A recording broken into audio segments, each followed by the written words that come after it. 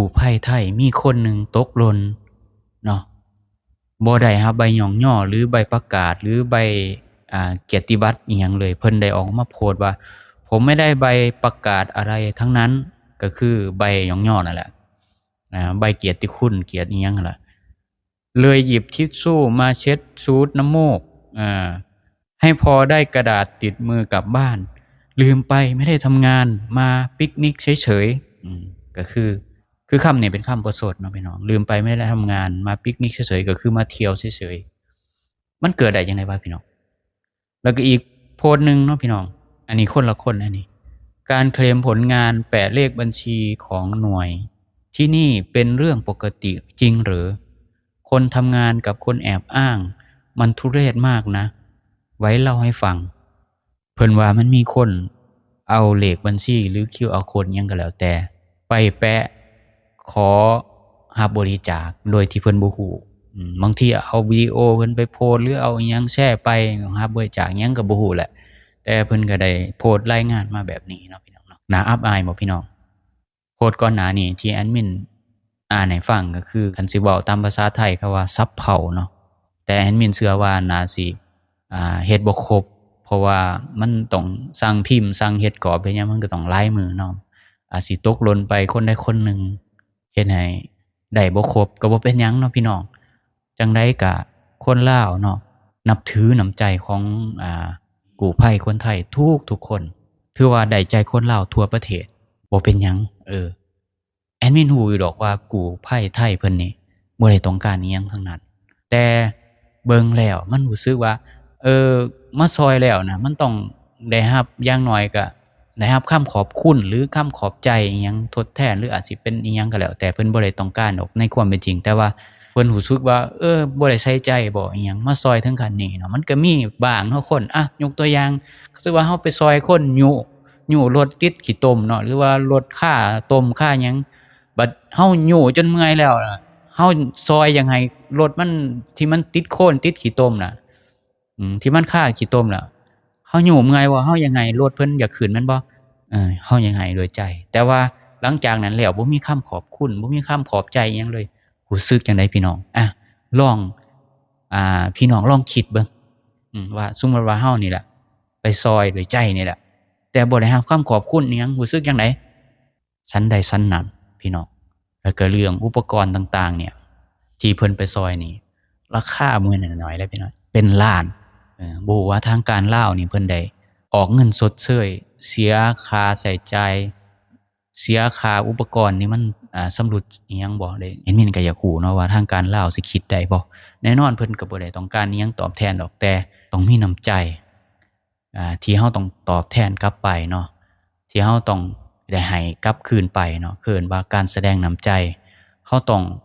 เฮ็ดให้มันสมเหตุสมผลนะพี่น้องเฮาต้องแบบว่ารู้จักกาลเทศะถึงแม้ว่าเพิ่นบ่ได้เรียกร้องก็อย่าเพิ่นโพสต์อยู่แล้วว่าสิกลับไปเอาเนาะคือแบบลักษณะเสียดายเนาะผมต้องทิ้งนะจำเป็นต้องทิ้งเพิ่นโพสต์ขนาดนี้อย่าว่าที่สิคิดบ่ออกอย่าว่าที่เจ้าแขวงไสสมบูรณ์สิคิดบ่ออกว่าพี่น้องเห็นแอดมินโพสต์ข้อความไปมีคนมาคอมเมนต์ว่าโอ๊ยเพิ่นบ่ได้ต้องการเพิ่นมาซอยด้วยใจฮู้อยู่ว่ามาซอยด้วยใจฮู้กาลเทศะแต่ว่าน้ำใจเฮาต้องแสดงออกคืนติเราต้องจ่ายเงินทดแทนชดใช้เพิ่นเนาะอุปกรณ์เพิ่นเป็นล้านๆบ่แม่นว่าราคาหลักพันบาทเด้พี่น้องหลักแสนบาทก็ฮอดล้านบาทพุ่นพี่น้องแล้วก็เพิ่นต้องเอาไปซอยคนอีกช่วงนี้เป็นช่วงฤดูฝนอีกสมมุติว่าอยู่มีคนติดถ้ำอยู่ฝั่งไทยได้อยากเฮ็ดจังได๋บัดนี้แล้วก็เงินที่เขาบริจาคมาซื้อนั่นเพิ่นต้องใช้ให้มันคุ้มบ่แม่นว่าสิถิ้มแบบนี้ถึงแม้นว่าเพิ่นสิบอกว่าเพิ่นเดี๋ยวเพิ่นก็กลับมาเอาบ่แม่นเฮาคิดตามเพิ่นได้เฮาต้องคิดว่ามันต้องมีขี้ต้มขี้ดินขี้โคลนถมมันสิบ่คือเก่าแล้วเผลอๆนี่กลับมาเอานี่จักสิได้คืนหรือบ่อาจสิถมอาจสิใช้เสียมอิหยังเข้าไปขุดมันสิได้ง่ายปานนั้นเลยบ่เวลาน้ำมันบกมันแห้งลงนะพี่น้องนะคิดได้อยู่บ่พี่น้องแล้วก็เบิ่งหน้าเนาะผู้หญิงที่อำลาเนาะกู้ภัยรู้สึกมันเบิดหวังแล้วพี่น้องคือ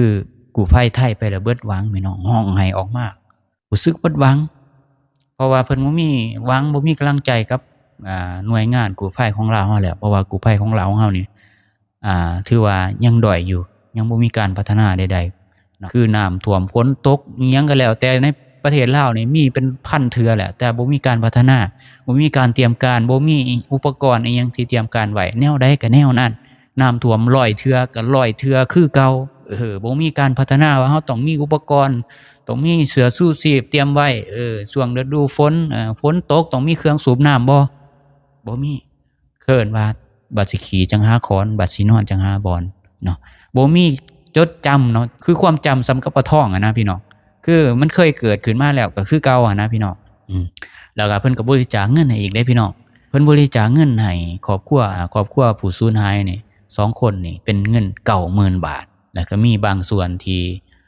กู้ภัยลาวก็ให้อยู่คือกันเนาะอันนี้ก็ต้องขอบใจที่อย่างน้อยก็มีเนาะดีกว่าบ่มีเลยเนาะแต่ว่าแอดมินอยากให้ทางการเนาะระดับนายกรัฐมนตรีระดับผู้นำก็ยังบ่สนใจส่ำนะออกข่าวทั่วโลกดังทั่วโลกหลายประเทศทั่วโลกก็ยังบ่สนใจนะคือแบบประชาชนนี่เป็นของตายบ่พี่น้องคือว่าแหละเนาะบ่ได้เลือกตั้งจากประชาชนยัดกันขึ้นมาจังได๋ก็ได้เนาะจังได๋ก็ได้ประชาชนคือของตายบ่จำเป็นเนาะเพิ่นสิข่าวแต่โคมๆทั่วโลกก็บ่สนเนาะพี่น้องนี่แหละคือผู้นำลาวเห็นประชาชนคือของตายบ่ได้สนใจเจ้าสิเป็นสิตายเรื่องของเจ้าอิหยังประมาณนี้ก่อนเพิ่นสิกลับอีกพี่น้องเพิ่นก็ยังได้ให้อีก50ล้านกีบยื่นให้เจ้าเมืองว่าซั่นแล้วก็เพิ่นกำชับไว้อีกว่าต้องสูบน้ำออกหลังจากเพิ่นกลับไปแล้วเนาะแอดมินก็สิท่าเบิ่งว่าเพิ่นสิสูบบ่เนาะอย่างน้อยก็ให้สูบสักเดือนนึงก็ยังดีเนาะอย่างน้อยๆเนาะเพื่อว่าหยังเพื่อว่า